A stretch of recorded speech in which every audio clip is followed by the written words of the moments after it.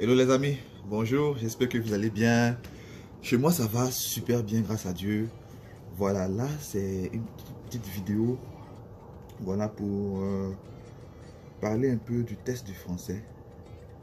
Vous savez, en mon temps, quand moi je cherchais à venir ici, je venais en tant qu'étudiant.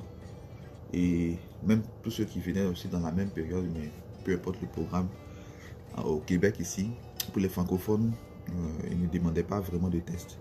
Mais comme je le dis souvent aux personnes avec qui je discute de l'immigration, les choses changent ici de façon très rapide. C'est-à-dire que tout à l'heure, ils vont donner, vous avez appris qu'il y a un certain nombre de mesures qui sont là. Voilà, le processus est tel. Voilà ce qu'il faut faire pour pouvoir venir. Euh, en l'espace de quelques mois, tout peut changer. Parce que à chaque fois, ils essaient de durcir, d'assouplir certaines choses. Voilà, ils essaient d'adapter. Voilà. Et là, le test du français est très important. Par exemple, pour, pour les recrutements passés qu'il y a eu au niveau des infirmiers, au niveau des informaticiens, au niveau voilà, des enseignants et autres, bien vrai qu'ils émanent, qu'ils sortent de pays francophones, voilà, des pays francophones, ils ont fait leurs études en français, leur diplôme c'est en français, tout ça. Même quand ils font l'entretien en français, le gouvernement exige que le gouvernement du Québec exige que un test de français soit fait. Voilà, et il faut avoir un certain résultat. Voilà, il faut que le résultat soit satisfaisant à ce test-là afin que le processus puisse continuer. Donc j'ai quelques connaissances comme ça qui, bien vrai qu'elles ont pu être admises pour le premier tour, c'est-à-dire les entretiens ont été satisfaisants. Afin que le processus puisse se poursuivre, on leur a demandé d'aller faire le test de français. Et c'est là que ça a buté.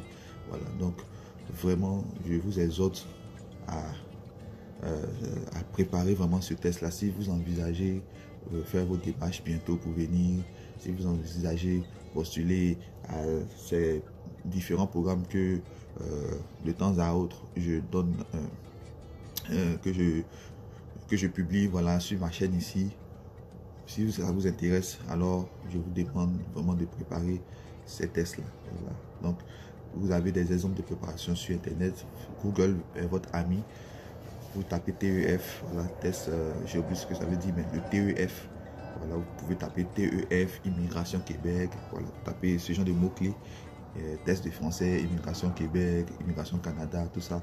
Vous allez voir un peu certains exemples pour vous préparer, pour vous permettre vraiment de passer cette étape-là. Parce que c'est dommage que vous ayez une telle opportunité et que ce soit le test de français qui vous régale.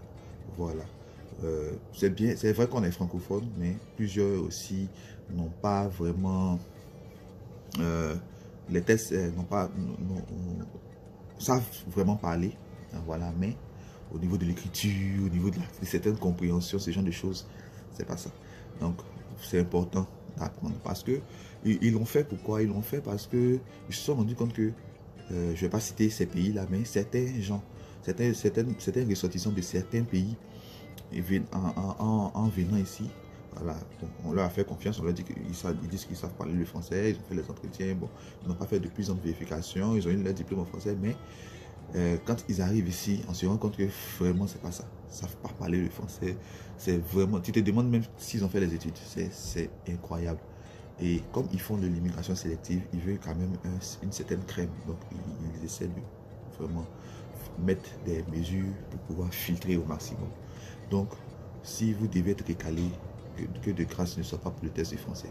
Vous n'allez pas franchir toutes ces étapes-là. Voilà, ils vont vous faire miroiter.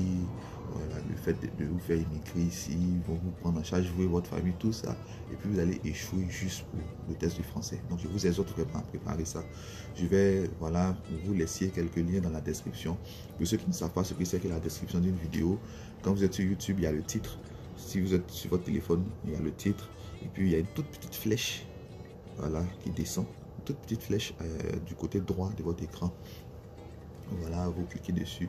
Et puis toutes les infos que le créateur de contenu veut donner, il les met dans cet espace-là. Voilà. Sur un ordinateur, vous cliquez sur plus, voilà, et puis ça va se dérouler, puis vous allez pouvoir voir les différents liens. Donc dans cette partie-là, je vais mettre les liens pour que vous puissiez avoir accès, voilà, vous pouvez chercher, hein, ce n'est pas des liens exhaustifs, donc vous pouvez chercher, vous allez voir des exemples foisonnent pour pouvoir vous préparer.